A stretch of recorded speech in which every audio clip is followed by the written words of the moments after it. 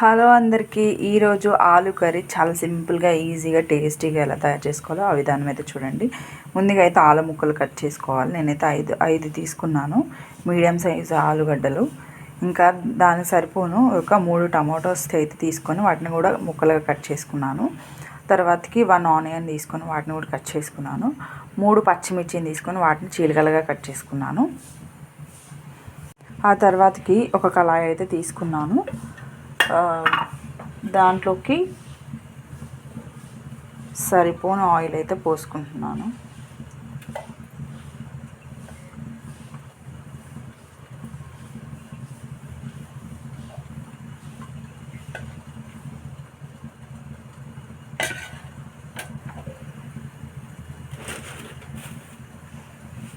ముందుగా మనం కట్ చేసి పెట్టుకున్న ఆనియన్స్ ముక్కలు ఉన్నాయి కదా, వాటిని కూడా వేసేసుకున్నాం కళాయిలో.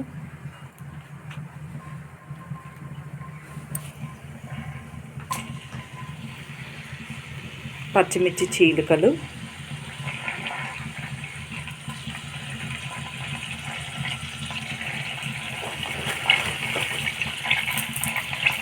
ఎండుమిర్చి, జీలకర్ర, మినపప్పు, శనగపప్పు, కరివేపాకు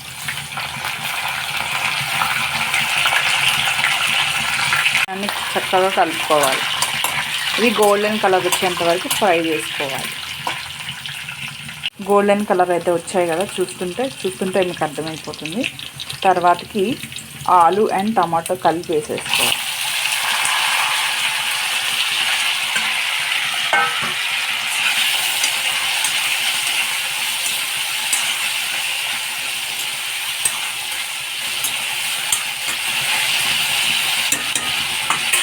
సరిపోని సాల్ట్, చిటికెడు పసుపు, సరిపోను అల్లం పేస్ట్.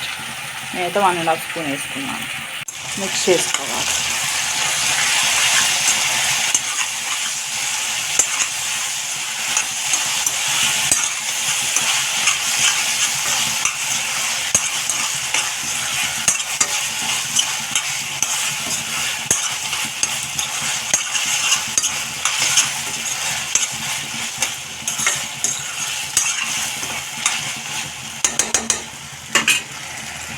అడగంటుకుండగా కొంచెం వాటర్,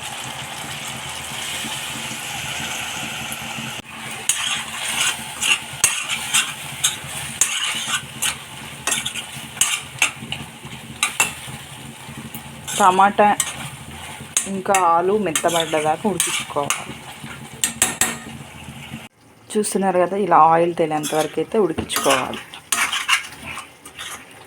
టమాటా ఆలుగడ్డ కూడా బాగా కుక్ అయిపోయింది. దీంట్లోకి ఇప్పుడు సరిపోను కారం అండ్ దీంట్లోకి కొద్దిగా ధనియా పౌడర్, దీంట్లో కొద్దిగా గరం మసాలా పౌడర్ మొత్తం మిక్స్ చేసుకోవాలి.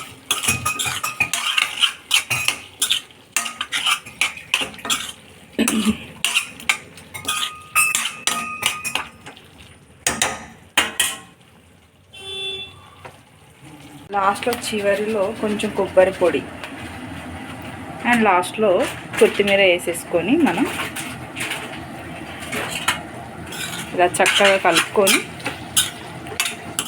సిమ్లో పెట్టేసి 1 మినిట్ పాటు అట్లా ఉంచేసి సర్వ్ చేసుకుని తింటే టేస్టీ ఆలుగడ్డ కర్రీ రెడీ. రోటీస్లోకైనా అన్నంలోకైనా చాలా అంటే చాలా బాగుంటుంది. ఒకసారి ట్రై చేసి చూడండి. Thank you for watching.